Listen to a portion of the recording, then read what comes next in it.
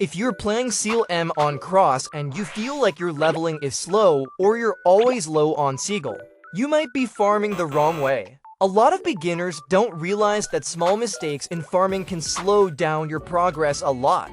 So in this video, I'm going to show you simple and efficient ways to farm XP and Seagull, especially if you're still in the early or mid-game.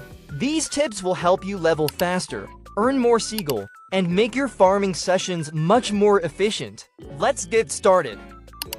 So the first one on our list is focus on efficient grinding areas. Yung unang bagay na kailangan mo malaman kapag nagfa-farm ka ng XP or CG ay kung saan ka magfa-farm. Isa sa pinaka-common mistake ng mga baguhan or beginners is yung pakikipaglaban sa mas mataas na level na monsters kasi akala nila mas mataas yung level, mas malaki yung XP. Hindi nila alam na mas nalulugi sila kapag nakikipaglaban sila sa higher level na monster. Kagaya nito, so I am level 46 right now and makikipaglaban ako sa level 50. So it takes time, ilang skills bago ko matalo yung kalaban ko na mas higher level sa akin ng 4. So ang damage nila is napakalaki din and yung consume ng energy is malaki din, which is not efficient, and yung damage nila is napakalaki, so mabilis maubos yung pots ko, yung HP and mana pots ko. So mas maganda na mag-farm ka na lang sa mga kaya mong patayin or mabilis mong mapatay at tuloy-tuloy na monsters. Kapag mabilis mong napatay yung monster, mas mabilis kang makakuha ng drops, XP, item drops, or sigil mula sa pagbenta ng items. So the best way na para makita mo kung saan yung pinakamagandang or pinaka-efficient na way para mag-farm ka is through the map. So while we're doing this, as you can see here, punta ka lang sa map mo, click mo yung map, then punta ka ng world. So right now, pag kinlik mo yung mga forest or river, yung mga map, then we go here, then makikita mo yung mga monster. Pag kinlik mo yung blight, makikita mo yung mga monster within that area. As you can see here, walang recommended, so kailangan natin makita yung recommended. And try natin uli, we're here, as you can see here. So lalabas dyan yung mga recommended na monsters na kaya mo or pinaka-efficient way para sa'yo. So for me, I'm level 43 right now, so ang pinakamaganda is around my level 2. Not too low, not too high. So we're going here, gonna try to Melancholic o Momo. So instant move lang tayo. Then we're gonna farm here, as you can see. So ang nakukuha kong XP kada mobs dito is 0.01 to 0.02. So mas maganda siya para sa akin kasi ilang taps ko lang yung or ilang skill ko lang yung monster. Hindi kagaya na mas malakas sa akin, level 50 and ako 46 lang. Kinakailangan ko pa ng ilang skills, 2 sets of skills para lang mapatay yung dalawang or isang monster. So the next one is use auto hunt properly. Isa sa mga pinaka-useful na system sa CLM is yung auto hunt. Pinapabayaan nito yung character mo na mag-automatic na lumalaban sa mga monsters habang nagpa-farm ka ng XP, items at sigil. Ibig sabihin, kahit hindi mo palaging binabantayan yung game, tuloy-tuloy pa rin yung pag-progress ng character mo.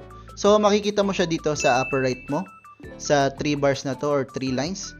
Then makikita mo siya sa lower right katabi ng exit and ng settings mo. Then click mo lang siya and then boom, nandun ka na sa auto hunt. So maganda to gamitin lalo na kung busy ka sa ibang bagay tulad ng work, nag-aaral ka or kahit nanonood ka lang ng videos. Habang naka-auto hunt yung character mo, patuloy siyang pumapatay ng monsters at kumukuha ng drops na pwede mong gamitin or ibenta. Pero bago mo iwan sa auto hunt yung character mo, may mga ilang bagay na dapat mong siguraduhin para hindi masayang yung farming time mo. So we're gonna tackle HP and MP pots, inventory space, and a good farming location. So yung una is siguraduhin mo na meron kang sapat na HP and MP potions. Kapag naubos kasi yung potions mo habang naka-auto hunt ka, may posibilidad or rather mamamatay ka talaga mamamatay yung character mo, lalo na kung malalakas yung monster within that certain area. And yung pangalawa is i-check mo kung may sapat pang space yung character mo or yung inventory mo. Habang tumatagal kasi yung auto hunt, mabilis mapuno yung bag mo dahil sa dami ng item drops mula sa monsters. And yung pangatlo is piliin mo yung tamang farming area. Mas maganda kung kalaban mong monster ay kaya mong patayin ng mabilis at hindi masyadong delikado or masyadong malakas para sa karakter mo. Mas mabilis kang makakaipon ng XP at mas maraming items yung makukuha mo. So kapag napuno yung inventory mo, posibleng may mamiss kang item drops na pwede mo sanang ibenta para sa sigil or gamitin sa crafting at upgrades. Dahil dito, magandang habit na silipin mo rin kahit paminsan-minsan yung karakter mo. Pwede mong i-clear lang yung inventory, magbenta ka ng items, or pwede ka rin mag-dismantle para sa mga resources o mag-adjust ka ng farming spot kung kinakailangan mo. So sa tamang paggamit ng auto hunt, makakatulong to para mas mabilis kang mag-level up, makakuha ng mas maraming items at kumita ng sigil kahit hindi mo hawak yung game mo ng buong oras. So the third one is sell unneeded items for sigil. Habang nagpa-farm ka ng monster, marami kang makukuhang items at equipment. May mga useful pero marami ring extra lang. Pag hindi agad mapuno yung inventory mo, pwede mong ibenta yung mga hindi mo na kailangan na gear. Pwede mo ring i-dismantle yung mga items and itago yung mga materials na useful. Yung pagbebenta ng extra items ay isa sa pinakamadaling paraan para kumita ng sigil sa early game. So papakita ko sa inyo yung isa sa pinakamahal na pwede mong ibenta na wala namang bilang. So, benta muna natin tong mga to. Then, sell natin. So, 14,000 sa mga materials lang to. So, makikita mo yung mga susi or mga mapupulot mo. Kagaya netong susi. So, yung mga mapupulot mong susi from farming vials, kagaya ng mga to, is mabibenta mo ng napakamahal. So, lagi natin tandaan, pag kinulang tayo or wala na tayong sigil, ibenta lang natin to. So, sell natin sila. Magkano ang abutin? So, 2, 5, and 3 pieces.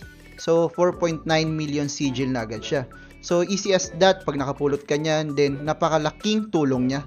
Then, kapag nakakuha ka rin ng level or achievement box, kagaya nitong level achievement reward box na ito, makakakuha ka dyan ng 1 million sigil. So, enter lang natin siya. Then, makikita mo yung option na 1 million sigil, which is napakalaking dagdag rin. Then the next one for our XP and sigil farm is yung daily dungeon. So malolocate mo lang siya through the menu, punta ka lang ng menu, then lalabas agad yung icon niya na dungeon. So there are 3 highlights in this dungeon: the equipment dungeon, sigil dungeon, and winter dungeon.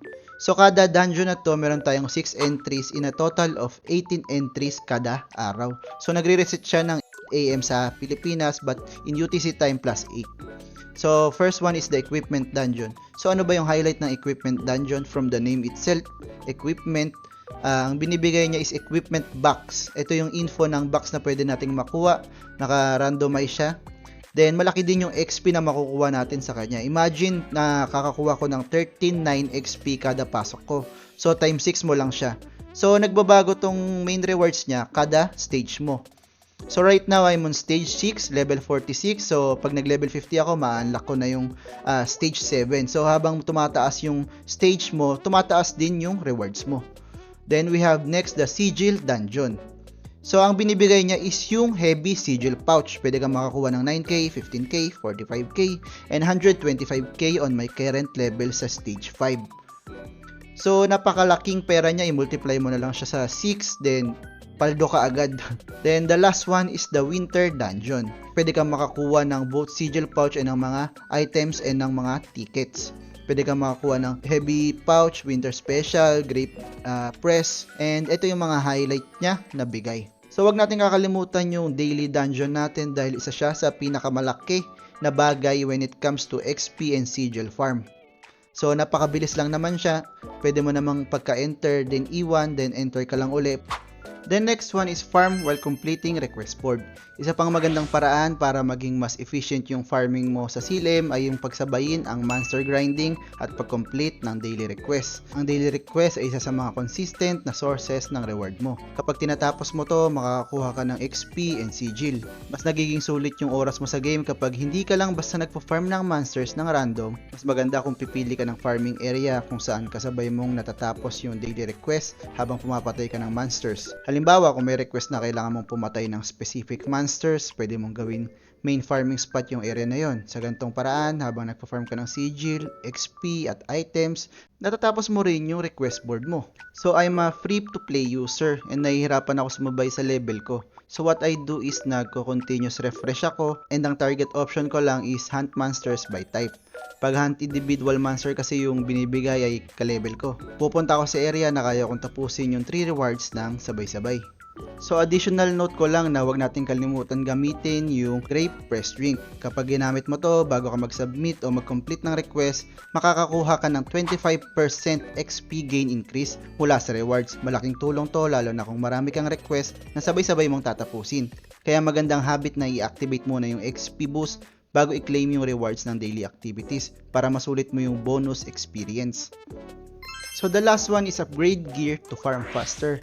Malaking factor sa bilis ng farming is ang gear ng character mo. Kapag mahina yung weapon mo, mas matagal mong mapapatay yung monsters. Kaya kapag may chance, subukan mong i-enhance or i-upgrade ang equipment mo. Hindi mo kailangan i-max agad lahat, pero kahit weapon upgrade lang ay malaking tulong na. Kapag mas malakas yung gear mo, mas mabilis ang kills, mas mabilis ang XP gain, mas maraming sigil ang makukuha mo per hour. So those are some simple ways to farm XP and Seagull more efficiently in Seal M on Cross. If you follow these tips, you should be able to level faster and earn more Seagull while grinding. There are still a lot of other things to explore in the game like events, gear upgrades, and better farming spots. So there's always something new to improve. If you found this guide helpful, feel free to like the video and subscribe for more Seal M and Web3 gaming content. Thanks for watching, and I'll see you in the next one.